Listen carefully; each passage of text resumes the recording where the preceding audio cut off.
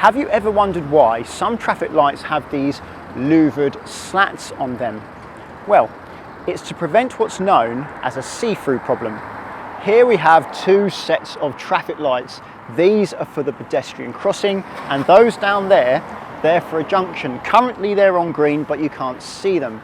And that's because if these were on red at the same time as those being on green, well, you may see the green light down there and miss this red one. You may be fixated on that green light, the see-through problem.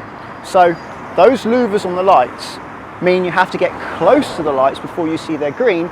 Therefore, you're more likely to notice this light when it's on red.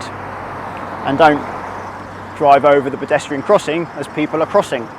Traffic light louvers can also be used to prevent confusion to traffic coming from different directions at the same junction. The red light has louvers here angled so that you can see the red light, whereas traffic coming from that direction, like this van, can't see the red light until they're, well, pretty much underneath it. This traffic light, the white car, doesn't want to see that light because it would just confuse them. It doesn't apply to them. That red light applies to traffic coming from the direction the camera is sitting in, so traffic traveling in this direction. So therefore the louvers allow you, cars coming from where you are, to see the light, whereas cars coming from there can't see it. For example, this black taxi can see it, as can the blue car.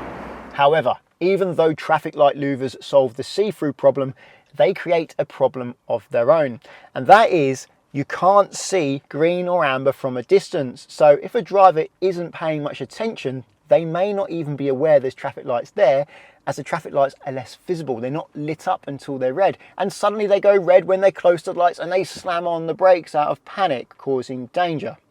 Some people say not being able to see amber from a distance is a good thing because it reduces the number of amber gamblers, people who see amber and accelerate and race through the lights before they're red. They're more likely to slow down to see if it's amber or green. So traffic light louvers are there to solve the see-through problem, but as a side effect, they also act as a traffic calming measure. But they definitely have a downside because traffic lights are less visible and people are more likely to slam on the brakes suddenly as they suddenly see a red light.